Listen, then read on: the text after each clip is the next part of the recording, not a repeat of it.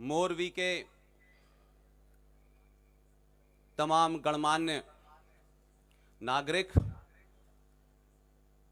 मेरे बुजुर्ग, मेरे हम उम्र और नौजवान साथियों, आप सबका बहुत बहुत धन्यवाद।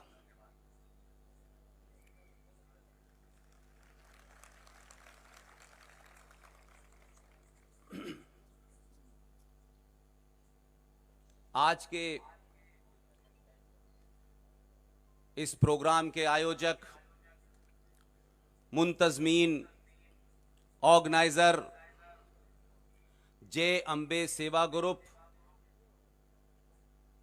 उसके संस्थापक जनाब जिग्नेश कायला, राष्ट्रवादी प्रखर संगठन मोरबी के अध्यक्ष जनाब जतिन पटेल साहब, मेरे छोटे भाई प्रतीक पांड्या जी और तमाम वो लोग जो मैं कह सकता हूं कि इस शहर की बाउंड्री से, इस शहर के बीचों बीच हजारों कार्यकर्ता पूरे जोश के साथ, देशभक्ति में लिप्त जिन लोगों ने मेरा मोरबी के बॉर्डर पर स्वागत किया, उनका बहुत बहुत धन्यवाद।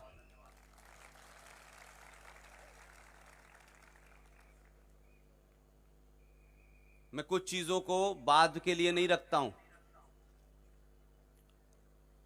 बजरंग दल के, विश्व हिंदू परिषद के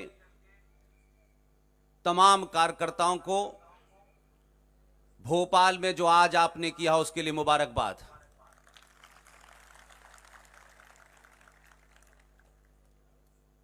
ये मुबारकबाद शायद मैं इसलिए इस मंच से दे पा रहा हूं कि न मेरा कोई संगठन है, न मेरी कोई विचारधारा है, न कोई पॉलिटिकल पार्टी है, इसलिए सच बोलने में आसानी होती है।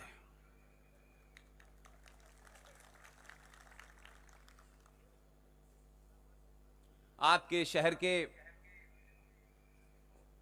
बड़े उद्योगपति, जिनके यहां जब मैं आज गया तो मुझे पता चला कि टाइल्सें कैसी तरीके की बनती हैं और कितने तरीके की बनती हैं और किस तरह बनती हैं। इटालिके नाम की जो कंपनी है, उनके मालिकों ने आज दोपहर का भोजन मुझे खिलाया। जनाब हितेश भाई, जनाब मयूर भाई, आपका भी बहुत बहुत धन्यवाद। अब तक मैं ये सुनता था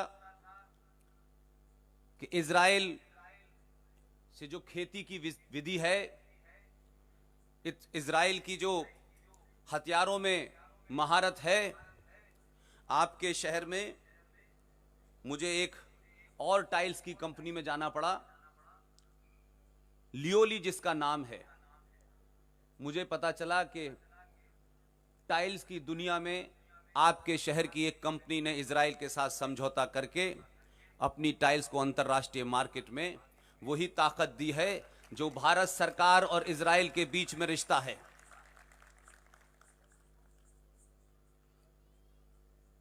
उसके मालिक जनाब मनीष गडारा साहब को भी मुबारकबाद।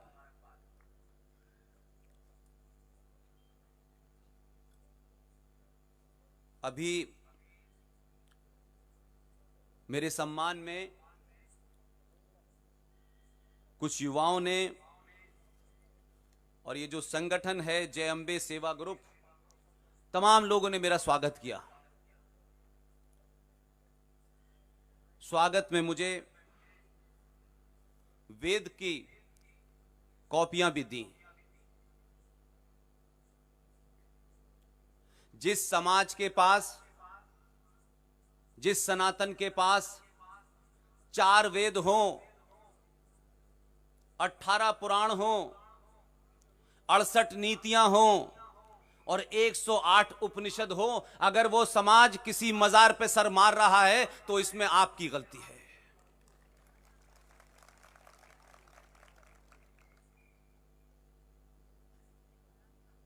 मैं आपके बीच में एक नई कैंपेन को पूरे देश में चला रहा हूं, उसके बारे में विस्तार से आपसे बात करूंगा। हम लोग किसी भी चीज के लिए, अपनी कमियों को छुपाने के लिए, अपनी कायरता को छुपाने के लिए पड़ोसी को दोष देने से आपकी कायरता बहादुरी में नहीं बदल जाती है। हमारी एक आदत है कि हम सच सुनना नहीं चाहते, और जो समाज सच सुनना नहीं चाहता वो समाज कभी सच बोलना भी नहीं चाहता। हम झूठ सुनना चाहते हैं, झूठ बोलना चाहते हैं और झूठ में रहना चाहते हैं। यह हमारी सबसे बड़ी कमजोरी है।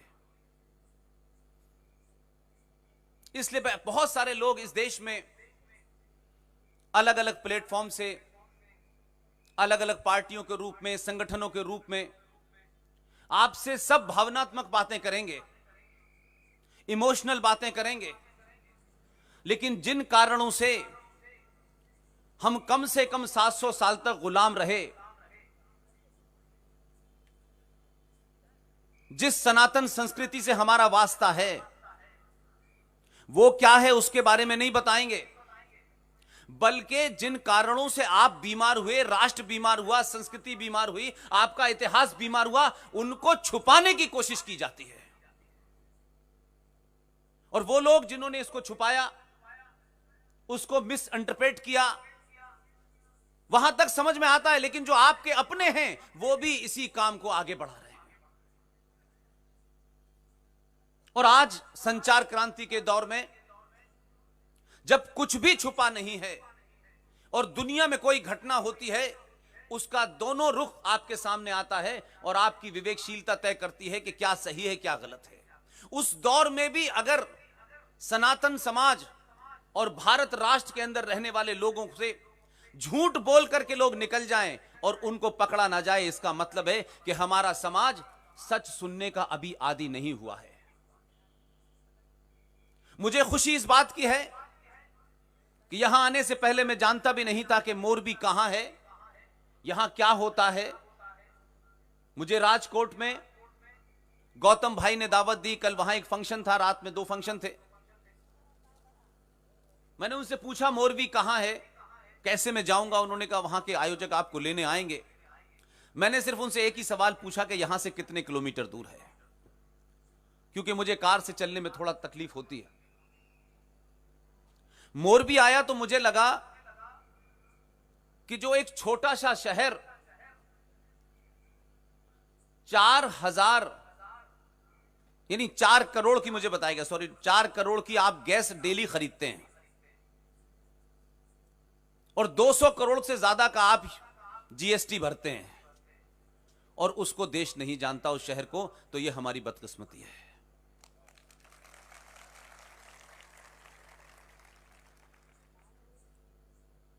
रात के 9:40 पर आप एक ऐसे शख्स को सुनने आए हैं जो न नेता है, न अभिनेता है, न किसी पार्टी का अध्यक्ष है, न एमएलए की, न एमपी की, कोई टिकट नहीं दिला सकता, किसी किस्म की कोई चीज आपको नहीं दे सकता। उसको अगर आप सुनने आए हैं तो कौन कहता है कि हिंदुस्तान में बदलाव नहीं हो रहा।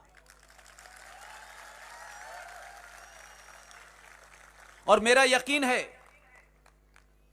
कि समाज सच सुनने के लिए तैयार हो गया है। एक ऐसा शहर जहां बिजनेस सबसे ज्यादा होता हो,